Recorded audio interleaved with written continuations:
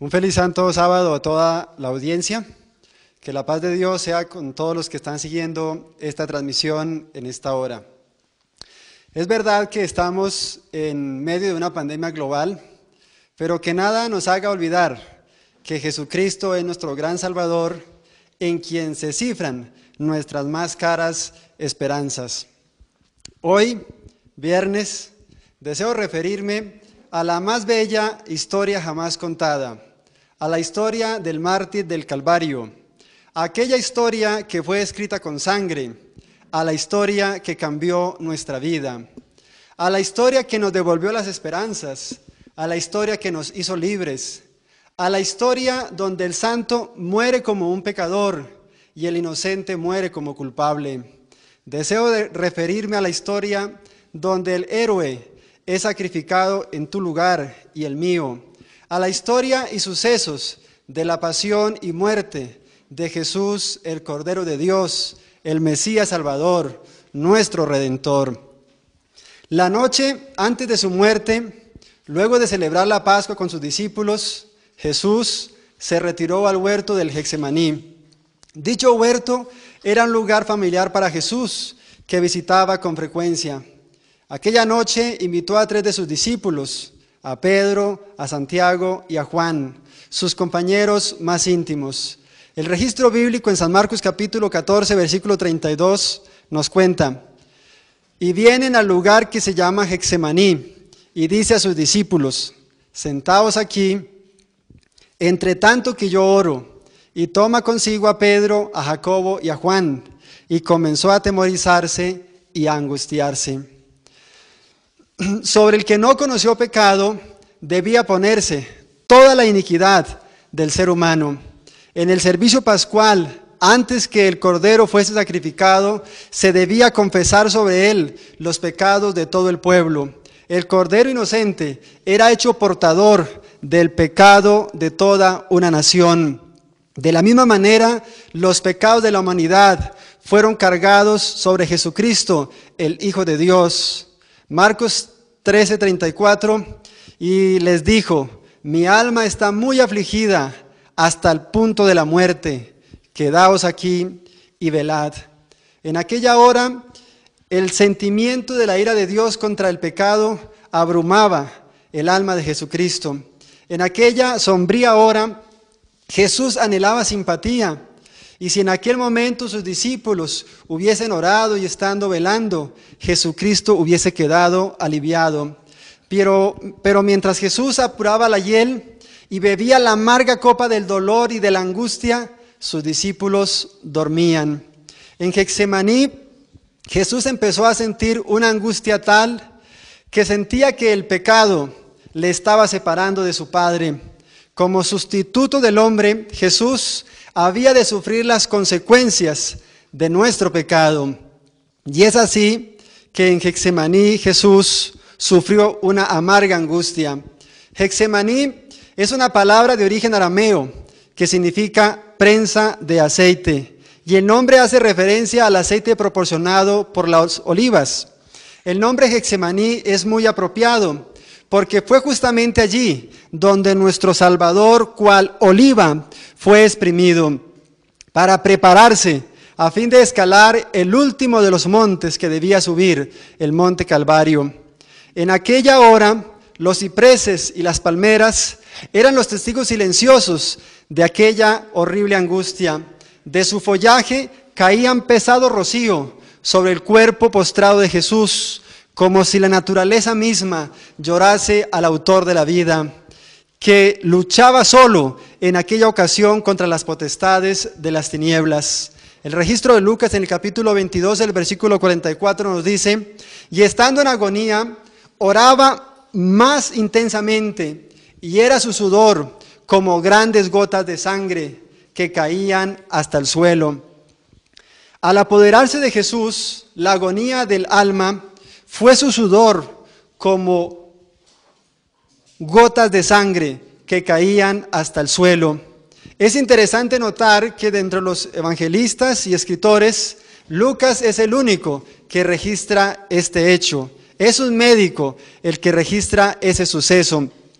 Esta condición de sudar sangre es conocida médicamente como hematidrosis.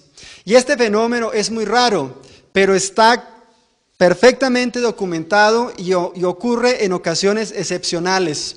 Puede darse cuando hay un alto grado de sufrimiento psicológico.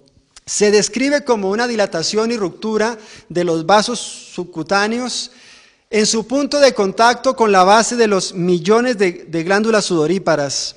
La sangre se mezcla con el sudor y se coagula sobre la piel después de la exudación. Esta mezcla de sudor y coágulos es la que se va juntando hasta correr por encima de la piel de todo el cuerpo en cantidad suficiente como para caer al suelo. Esta hemorragia microscópica tiene lugar en toda la piel y es así que la piel, por causa de esta hemorragia, queda lesionada, dolorida y muy sensible a los golpes. Fue en aquel momento cuando la humanidad de Jesús por 3 veces rehuyó el último y culminante sacrificio. Pero Jesús no se apartó de su misión. Decidió hacer el sacrificio por una raza que había decidido pecar. Su oración expresó solo su misión. Mateo 26:42, Padre, Padre mío, si es posible, pasa de mí esta copa, pero que no se haga mi voluntad, sino la tuya. En aquel momento, todo el universo miraba con profundo interés el conflicto que lidiaba Jesucristo. Los ángeles deseaban asistirlo y aliviar su sufrimiento, pero no podía ser hecho. En aquella terrible crisis, cuando todo estaba en juego, cuando la copa misteriosa temblaba en la mano del doliente, los cielos se abrieron y una luz resplandeciente brilló en medio de la oscuridad. El más poderoso ángel, que estaba en la misma presencia de Dios, que ocupa el lugar cuyo puesto Satanás abandonó, vino al lado de Cristo. Lucas 22:43, y se le apareció un ángel del cielo para fortalecerle. Gabriel fue aquel ángel.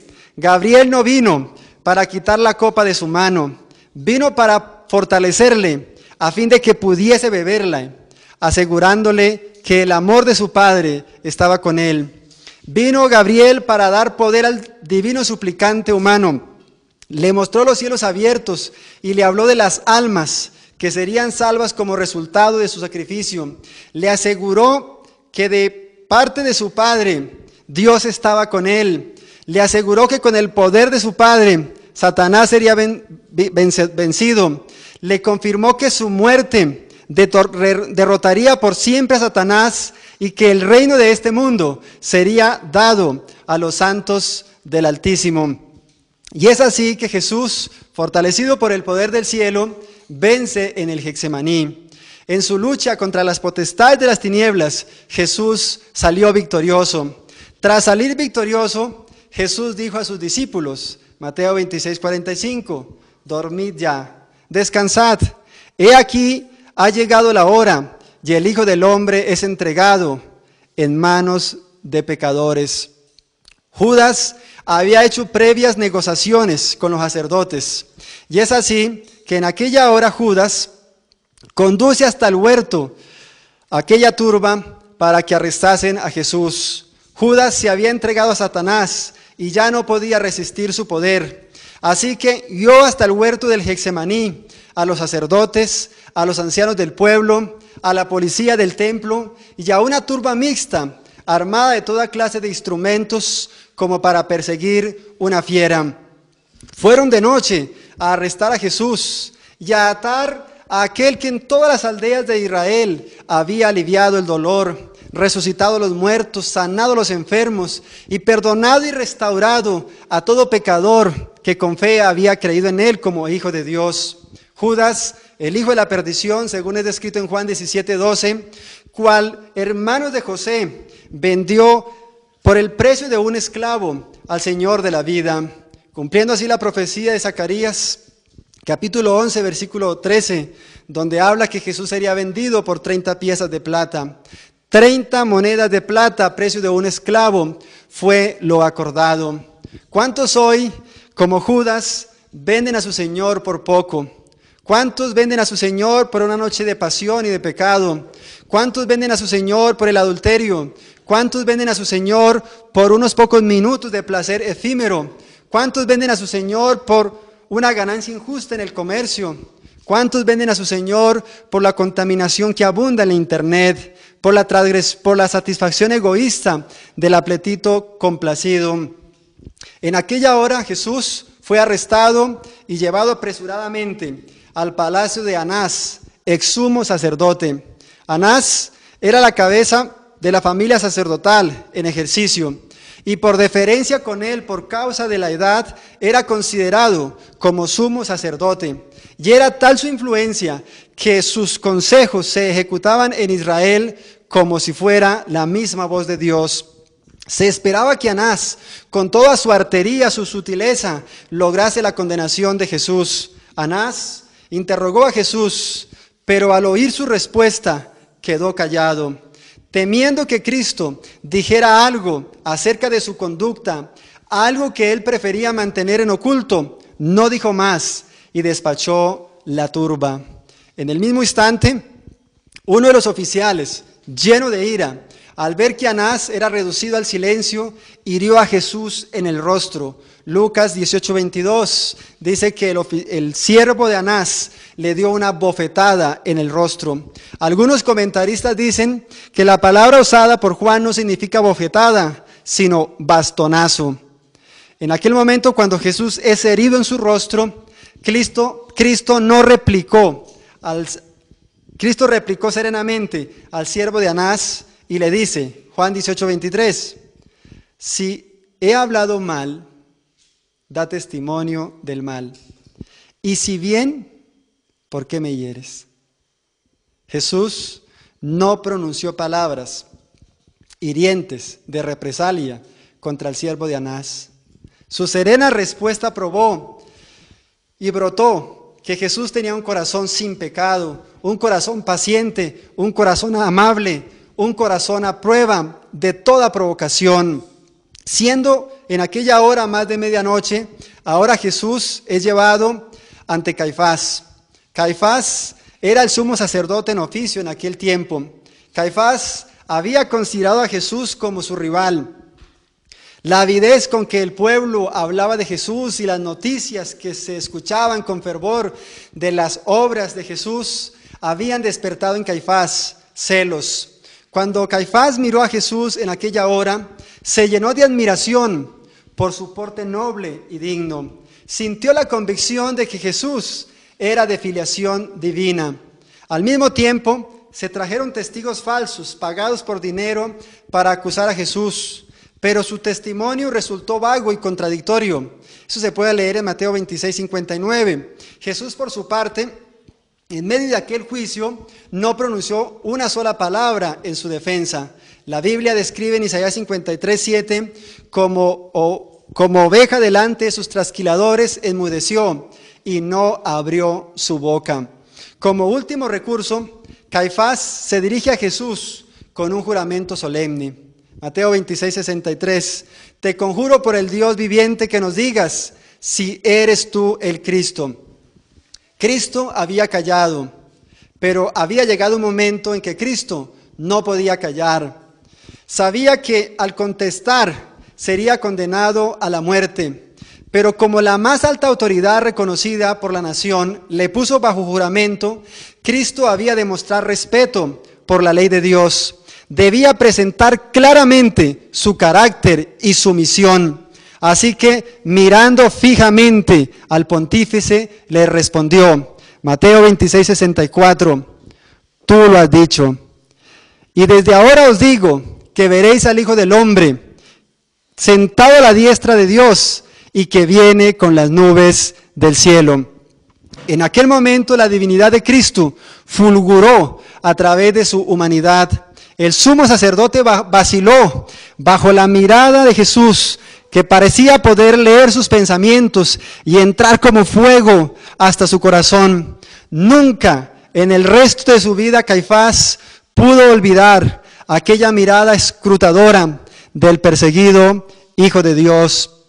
Caifás, para ostentar su falsa piedad e impresionar a la plebe que estaba allí reunida y a la multitud, rasgó sus vestiduras. Mateo 26, 65 y 67. Entonces el sumo pontífice rasgó sus vestiduras diciendo: blasfemia. ¿Qué más necesidad tenemos de testigos? He aquí que ahora habéis recibido su blasfemia. ¿Qué os parece? Y respondiendo ellos dijeron: culpado es de muerte. Entonces le escupieron en el rostro, le dieron bofetadas y otros le herían con puñetazos.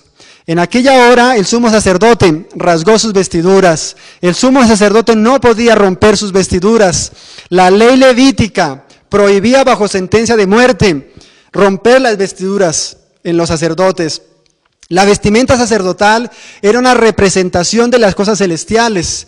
El sumo sacerdote que rasgaba sus vestiduras y oficiaba con las vestiduras rotas era considerado como separado de Dios. Dejaba de ser aceptado como sacerdote oficiante. El Sanedrín que estaba allí presente declaró a Jesús digno de muerte. El Sanedrín, de hecho, era la corte suprema de la nación judía. La misión del Sanedrín era administrar justicia, interpretando y aplicando la Torá. Dicho Sanedrín estaba conformado por 70 jueces en Israel. El Sanedrín, según los juristas, es considerado uno de los sistemas judiciales más perfectos que la humanidad ha conocido. La función de la defensa, al igual que de la acusación, estaban integradas por el propio Sanedrín. Los jueces se repartían dichas funciones siguiendo reglas muy estrictas. Por ejemplo, los que ejercían de deber a los acusadores de la inocencia del inculpado. El Talmud, libro sagrado de los judíos, disponía que en el caso que el Sanedrín condenara por unanimidad, el inculpado debía ser dejado en libertad. La sentencia debía ser anulada. La unanimidad era una evidencia de armar un complot contra el acusado. En el juicio contra Jesús se violaron todos los pasos y se pasaron por alto todos los protocolos. Es el juicio más injusto que la historia haya conocido. El sistema más perfecto fue torcido para condenar a muerte a quien en otrora tiempo hubiese establecido las bases de este sistema judicial. A Jesús lo juzgaron de noche, cosa que estaba prohibida. Todo fallo debía darse a la luz del día y la sentencia acordada debía darse a conocer 24 horas después del juicio y debía estar la plenaria del concilio. Pero en el caso de Jesús no hubo parte defensora para Cristo, solo acusadores. Jesús fue condenado a muerte sin haber motivos para ello. Le condenaron por unanimidad, siendo causa para dejarle libre. En aquella tenebrosa hora, el inocente Hijo de Dios fue condenado a morir. Y tan pronto como rayó el alba, el Sanedrín se volvió a reunir. Jesús es traído de nuevo a la sala del concilio. Muchos de los magistrados del Sanedrín no habían estado la noche anterior, no habían presenciado el juicio y ahora entonces deseaban oírle. Tras la interrogación que hicieron nuevamente a Jesús y el juicio, le condenaron de nuevo por unanimidad a la muerte. Tras condenarle a muerte, se produjo la tercera escena de ultrajes y burlas, peores que las que el populacho ignorante le había infringido cuando Caifás lo condenó a muerte. Si bien los débiles argumentos no podían acallar al Hijo de Dios, recurrieron al sufrimiento y a la violencia y la muerte para acallarle. Estas han sido las armas que en todos los tiempos se han usado para acallar a los fieles hijos de Dios. Tras la condena de los jueces, una furia satánica se apoderó del pueblo. La multitud corrió a Jesús y gritaban: es culpable, matadle. De no haber sido por los soldados romanos, Jesús no hubiese vivido para ser clavado en la cruz. Lo habrían despedazado delante del Sanedrín. Los soldados romanos debieron intervenir y por la fuerza de las armas reprimir la violencia de la turba contra Jesús. Como los judíos no podían condenar a muerte, trajeron a Jesús a Pilato, el gobernador romano, para que Pilato declarase digno de muerte a Jesús y lo ejecutara aquel día.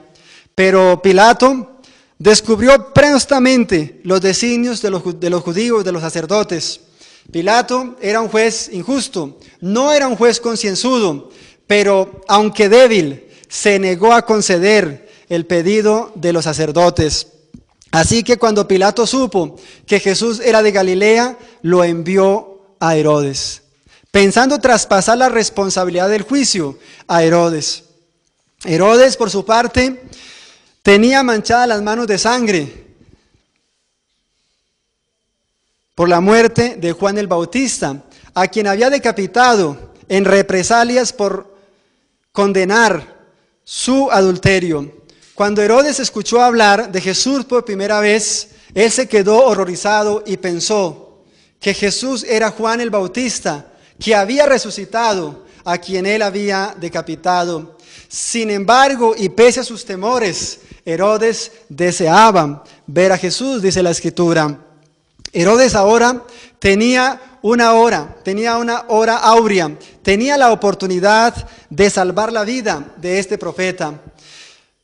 Y el rey esperaba desterrar en aquella hora para siempre el recuerdo que le produjera la ensangrentada cabeza de Juan el Bautista cuando se la trajeron a Salomé sobre la bandeja de plata.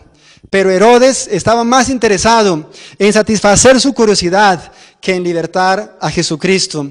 Es así que Herodes ordena que le desaten de las cadenas con que estaba atado. Y al dirigir su mirada al Redentor del mundo, leyó en su rostro sereno sabiduría y pureza. Interrogó a Cristo, le pidió que hiciera un milagro y le prometió que si hacía un milagro, lo dejaría en libertad. La multitud que estaba allí reunida, al escuchar la oferta de Herodes, que Herodes hiciera a Jesús, gritaron: «Es traidor y blasfemo, y hace milagros por Belcebú, príncipe de los demonios». En ese momento la sala se llenó de confusión. Jesús no dijo nada a Herodes. Herodes había rechazado la verdad, que le hablara el mayor de los profetas, y no iba a recibir otro mensaje. Había endurecido su corazón para siempre y ya nada podría despertarlo, ni el mensaje de un ángel, ni el mensaje de la majestad del cielo, que bien delante de su frente estuviese. Al ver que Jesús no decía nada,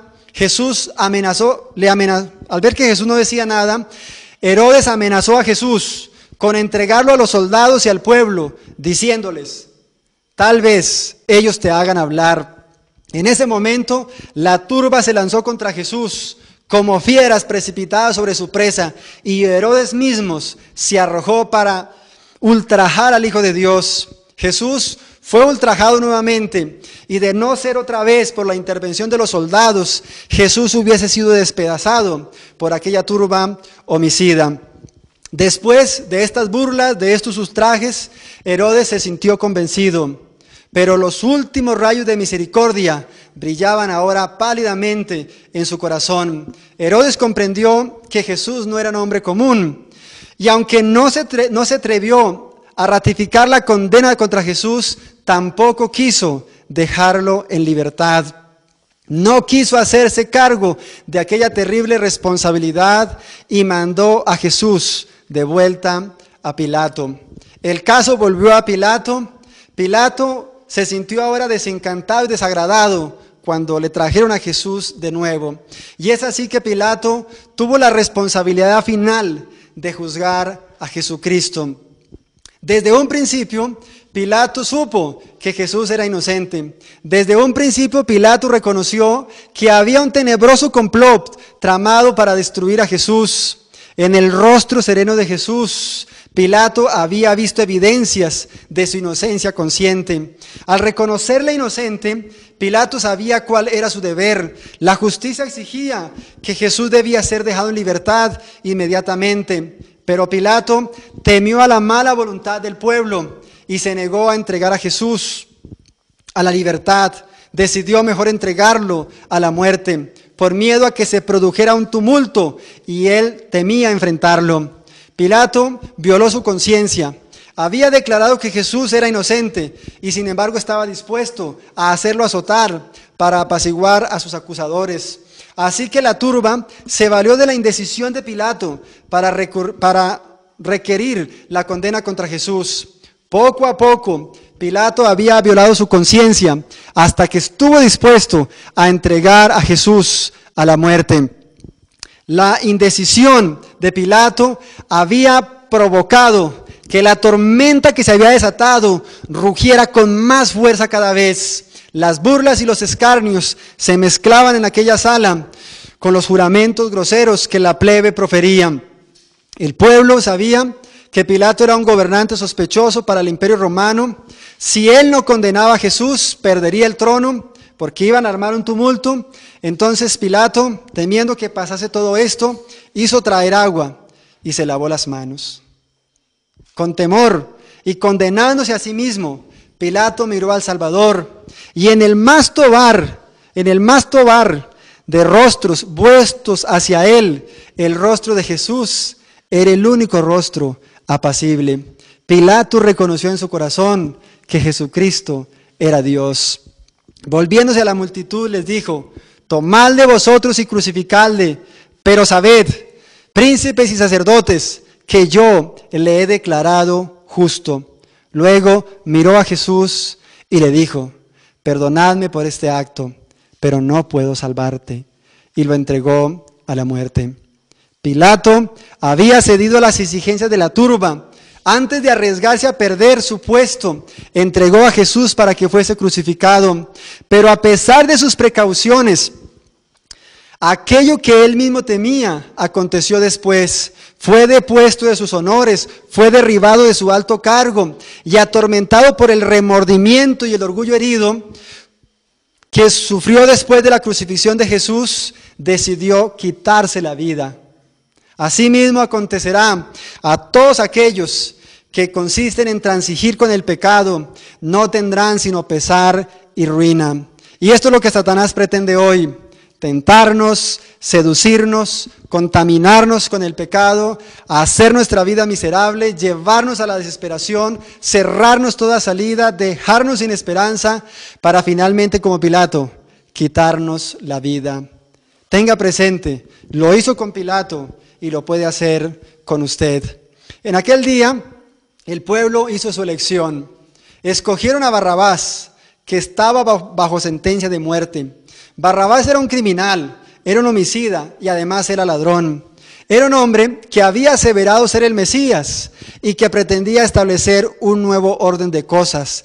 Era un hombre que bien representaba a Satanás, el autoproclamado príncipe de este mundo. En aquel día el pueblo rechazó al autor de la vida y escogió a Satanás, el príncipe de este mundo.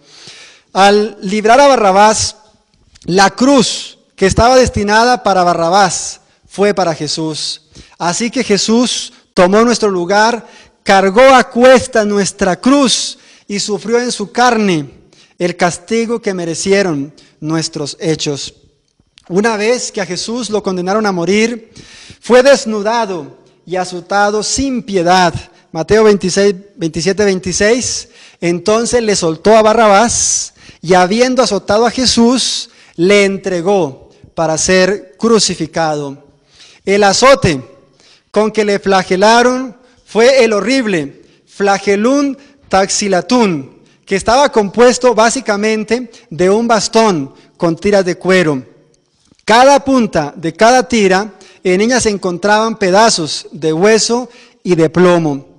Y es así que al flagelar a Jesús, cuya piel estaba sensible por la experiencia del Getsemaní, por los vejámenes y ultrajes que ya había recibido, cada latigazo le arrancaba literalmente los pedazos de su piel, exponiendo su carne viva y brotando abundante sangre.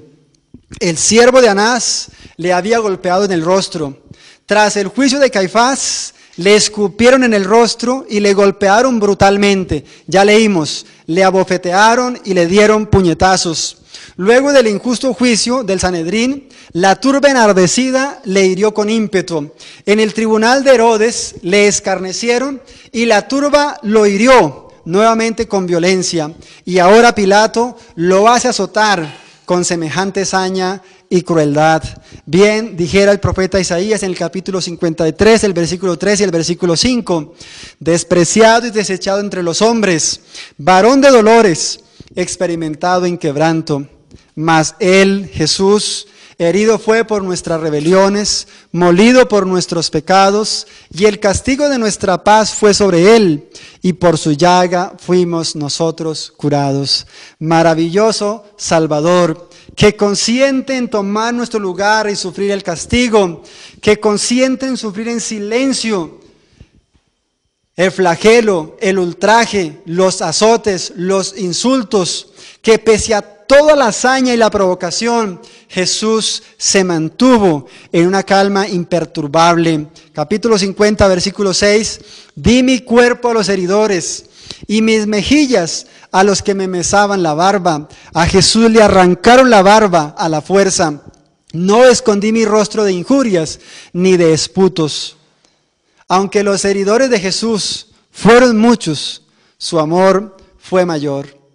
Jesús pudo en un acto destruir a todos sus heridores con su poder, pero Jesús soportó hasta el fin el suplicio, hasta el final. Se aguantó, soportó por nosotros a fin de salvarnos. Es interesante que Jesús también llevó a la cruz la maldición de la tierra. Génesis capítulo 3, versículos 17 al 18, maldita será la tierra por tu causa, con dolor comerás de ella todos los días de tu vida, espinos y cardos te producirá y comerás plantas del campo. Tras los azotes, Jesús fue coronado con espinas, llevando sobre sí la maldición de la tierra a la cruz. Quiero invitarle a leer con reverencia el Evangelio de San Marcos. En el capítulo 15, los versículos 15 hasta el 20.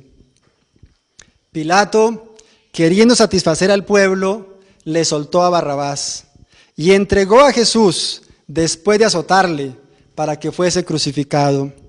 Entonces los soldados le llevaron dentro del atrio, esto es, al pretorio, y convocaron a toda la compañía, le vistieron de púrpura y poniendo una corona tejida de espinas, comenzaron luego a saludarle, salve rey de los judíos, y le golpeaban en la cabeza con una caña y le escupían y puestos de rodillas le hacían reverencia. Después de haberle escarnecido, le desnudaron la púrpura y le pusieron sus propios vestidos y le sacaron para crucificarle. Pasó un poco de tiempo, Jesús estaba algo repuesto de los azotes de Pilato, y es así que es conducido por los soldados hasta el atrio, hasta el interior del pretorio, y allí hicieron con él lo que se llamaba en aquel tiempo el juego del rey. Este juego que le practicaron a Jesús era un juego infame y cruel, era un desahogo brutal de los soldados romanos. Para este juego leímos, convocaron a toda la corte. Se estima la corte de Pilato entre 400 a 600 hombres. Le desnudaron a Jesús de nuevo, a llevarlas a cuestas la cruz por el doloroso sendero hacia el Gólgota o hacia el monte de la ejecución. Y allí, en el monte Calvario, las manos que a tantos habían sanado fueron clavadas y atravesadas por gruesos clavos, sin ninguna piedad. Los pies que recorrieron toda Judea para aliviar a los sufrientes fueron horadados. El que tanto hiciera bien fue escarnecido, fue humillado, fue burlado, fue clavado en una cruz como el mayor de los criminales. Después de ser clavado en la cruz, Jesús fue levantado, cumpliendo su propia profecía. Juan 12:32. Y si yo fuese levantado de la tierra, a todos atraeré a mí mismo. Y decía esto dando a entender de qué muerte iba a morir. Hoy hemos venido al Calvario. Y hoy que hemos venido al Calvario, quiero preguntarte, ¿te atrae la cruz de Cristo? ¿Te conmueve el amor de Jesús a pensar que el pecado es una cosa maldita y que no vale la pena? ¿Te constriñe la entrega y el sacrificio de Jesús a renunciar a la impiedad para vivir una vida santa? ¿Te conmueve el sacrificio y la pasión del amado Hijo de Dios? ¿Te mueve el amor de Jesucristo a hacer un pacto con Él? ¿A darle todo el corazón y a vivir para su gloria?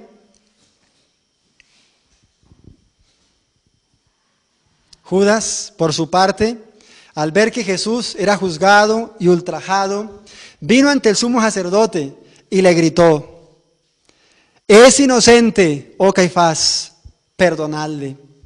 El rostro de Judas en aquella hora lucía pálido y desencajado. Luego corrió hasta el sitial del juez donde Caifás presidía y le imploró que libertase a Jesús. Arrojando las piezas de plata, se agarró del manto de Caifás y le imploró que lo dejara libre, que Jesús no había hecho nada digno de muerte. Caifás se desprendió airadamente de él, pero quedó confundido, no supo qué hacer. Judas gritó de nuevo: he pecado, entregando sangre inocente. Luego Judas se echó a los pies de Jesús, reconociéndole como Hijo de Dios y pidiéndole a Jesús que se libertara. Jesús, en aquella hora, no reprochó al traidor. Sabía que Judas no se estaba arrepintiendo. Sabía que la confesión que Judas estaba haciendo era arrancada de su alma culpable por un terrible sentimiento de condenación en expectación del juicio del que no se iba a poder librar. Pero Jesús no pronuncia ninguna palabra de condenación contra Judas, mas compasivamente le dice: Judas, para esta hora he venido. Judas sintió que Jesús en aquella hora era más que un mortal, sintió que era más que humano. Al ver que sus súplicas eran vanas, salió corriendo de la sala exclamando: demasiado tarde, demasiado tarde, demasiado tarde. Judas sintió que no podía vivir para ver crucificar al Hijo de Dios, y así que, desesperado, salió de la sala y se ahorcó en un olivo. Judas jugó con la gracia de Dios y se perdió. No tengas hoy en vano la gracia de Jesucristo. No dejes que pase tu áurea oportunidad de gracia para venir a Jesucristo, confesar tus pecados y aceptarlo como Salvador. Judas jugó con el pecado y el pecado lo destruyó. Si tú sigues jugando con el adulterio te va a destruir. Si tú, joven, sigues jugando con la concupiscencia de la carne, te va a destruir. Si sigues tomando alcohol, defraudando tu vida y contaminando tu alma, el pecado te va a destruir. Si continúas abrazando las miasmas del pecado, cual Judas, caerás en una noche oscura que jamás tendrá amanecer. Un día como hoy, hace casi 2000 años atrás, Dios dio la mayor prueba de su amor al entregar su Hijo por nosotros. Un día como hoy, Jesús murió en una espantosa cruz para redimirnos. Un día como hoy, nuestro héroe Jesús tomó su lugar, tomó mi lugar, ofrendó su vida para salvar la nuestra. Un día como hoy, Dimas, el ladrón, hizo de Jesús su Salvador. Estando en la misma condenación, Dimas fue constreñido. Dimas, como según dice la tradición, es llamado, y el otro Festas. Dimas vio en Jesús el Mesías prometido. Vio en Jesús el Cordero de Dios que quita el pecado del mundo. Dimas en aquella hora se vio perdido, se vio condenado, se vio sin esperanza, pero vio en Jesús toda su esperanza. Y así que, rindiéndose a Jesús, le dijo con fe: Jesús, acuérdate de mí cuando vengas en tu reino. Hoy que hemos llegado a esta hora, si aún no has rendido tu vida a Jesucristo, te invito a que lo hagas. Si tú que eres bautizado y has perdido el fervor del primer amor, hoy es el mejor día para venir a Jesucristo y que Jesucristo, con el poder de su gracia, nos aliente, nos conforte, nos reavive. No importa si has vivido una vida de pecado repugnante. La Biblia dice que Jesús vino a salvar a los pecadores y a rescatar lo que se había perdido. Lucas 19:10. Si hoy vienes a Jesús y te rindes a Él, tus oídos oirán las más dulces palabras que digan: de cierto te digo hoy, estarás conmigo en el paraíso. Lucas 23, 43. Venga a Jesucristo. Él ha dicho, Juan 6:37, el que a mí viene, no le echo fuera. Si hoy aceptas a Jesucristo, Jesucristo hará la diferencia en tu vida. Pero si no lo aceptas hoy, tal vez nunca más tengas otra oportunidad para hacerlo. Jesucristo ha hecho la diferencia en mi vida y puede hacer la diferencia en tu vida. Solo el poder supremo de Jesucristo y su amor puede librarte del poder de Satanás. Judas vendió a Jesús. El Sanedrín lo juzgó. Pilato lo condenó. Herodes lo burló. Su pueblo lo crucificó. Dimas, el ladrón arrepentido, lo aceptó. Y hoy pregunto, ¿qué harás tú? ¿Qué vas a hacer con Jesucristo? Si te rindes a Jesucristo, serás salvo.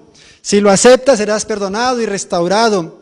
Pero si lo rechazas, serás culpado de la sangre del Hijo de Dios. Y la ira de Dios caerá sobre ti. En tus manos está la decisión.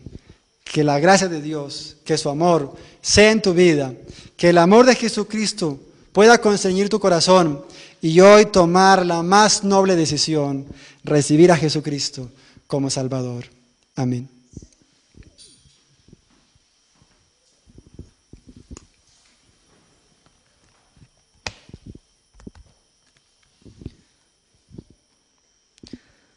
No nos queda más que agradecer el amor de Dios por nosotros, de enviar a su Hijo unigénito a morir por ti y por mí. Te invito para que cierres tus ojos y podamos orar y darles gracias a Dios por tan infinito amor.